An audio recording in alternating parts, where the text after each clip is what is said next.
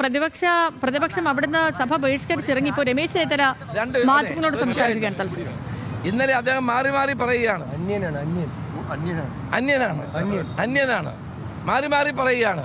2 കോടി രൂപ കേരള ബാങ്ക് കൊടുത്തെന്ന് ആദ്യം പറയുന്നു, ഇപ്പോൾ പറയുന്നു കൊടുത്തിട്ടില്ലെന്ന് പറഞ്ഞു. ആരെയാണ് വിശ്വസിക്കുന്നത്? അപ്പോൾ ഇതെല്ലാം ഈ വൻതോതിലുള്ള സാമ്പത്തിക ക്രമക്കേട് നടത്തിയിട്ട് വാസവൻ അവിടെ കയ്യും കെട്ടി നോക്കിയിരിക്കും. ഒരക്ഷരം വാസവൻ പറഞ്ഞില്ലല്ലോ. ഞങ്ങൾ ഇത്രയും അദ്ദേഹത്തിൻ്റെ രാജി ആവശ്യപ്പെട്ടിട്ടും വാസവൻ സഭയിൽ എഴുന്നേറ്റൊരു വാക്ക് പറയാൻ തയ്യാറായിട്ടില്ല. അഴിമതിയും കൊള്ളയും നടത്തുന്ന ഗവൺമെൻറ്റാണിത്. ഈ സർക്കാരിനെതിരെയുള്ള പോരാട്ടം ജനങ്ങളെ അണിനിരത്തിക്കൊണ്ട് ഞങ്ങൾ സഭയുടെ പുറത്ത് നടത്തും.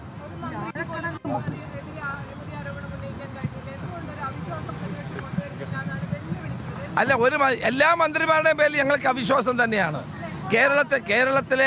കേരളത്തിലെ ജനങ്ങൾക്കറിയാം ഈ മന്ത്രിമാർ ഓരോരുത്തരും അഴിമതിക്കാരാണ്, ഈ സർക്കാർ അഴിമതിക്കാരാണെന്ന് ജനങ്ങൾക്ക് ബോധ്യപ്പെട്ടുകൊണ്ടാണല്ലോ എല്ലാ തെരഞ്ഞെടുപ്പിലും ജനങ്ങൾ ഇവരെ തള്ളിക്കളയുന്നത്, ജനങ്ങൾ ഇവരെ പുച്ഛിച്ച് തള്ളിക്കളയുന്നത്. ഒരു തെരഞ്ഞെടുപ്പിൽ പോലും ജനങ്ങൾ പിന്തുണ നൽകാത്തതിൻ്റെ കാരണം മനസ്സിലാക്കാതെ ഇരിക്കുന്ന ഒരു ഗവൺമെൻറ്റാണ്. ഞങ്ങൾ പ്രത്യേകിച്ച് അവിശ്വാസ പ്രമേയം അവതരിപ്പിക്കേണ്ട കാര്യമില്ല. കേരള ജനത പഞ്ചായത്ത് തെരഞ്ഞെടുപ്പിലും പാർലമെൻറ്റ് തെരഞ്ഞെടുപ്പിലും ഉപതെരഞ്ഞെടുപ്പിലും ഈ സർക്കാരിനെതിരെ അവിശ്വാസം പാസ്സാക്കിയിട്ടുള്ളതാണ്.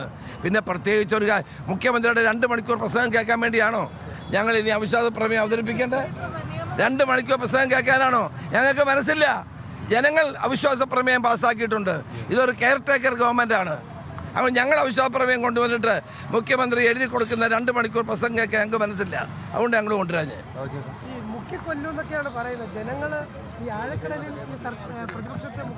ഞങ്ങളെ അല്ല, ജനങ്ങളെ അവരെ മുക്കിക്കൊല്ലും, കൊന്നിരിക്കുകയാണ്. ജനങ്ങൾ അവിശ്വാസം പാസ്സാക്കിയ ഒരു ഗവൺമെൻറ്റാണ്. വാസ്തവത്തിൽ ഇവർക്ക് തുടരാനുള്ള അധികാരമില്ലാത്തതാണ്. Care taker ഗവൺമെൻറ്റാണ്.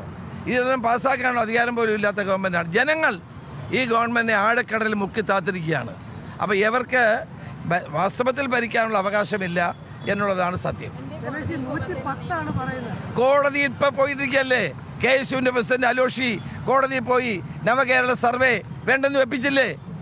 നവകേരള സർവേ വലിയ കൊട്ടിഘോഷിച്ചുകൊണ്ട് 20 കോടി രൂപ മുടക്കി കൊണ്ടുവന്ന നവകേരള സർവേക്കെതിരായി KSUവിൻ്റെ പ്രസിഡന്റ് അലോഷി കോടതിയിൽ പോയി. കോടതി നിർത്തിവെച്ചില്ലേ?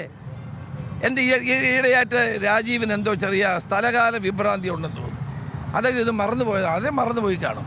ഞങ്ങൾ കോടതിയിൽ പോയി ഉത്തരവ് വാങ്ങിച്ചത് കൊട്ടിഘോഷിച്ചു കൊണ്ടുവന്ന നവകേരള സർവേ വേണ്ടെന്ന് വെച്ചില്ലേ?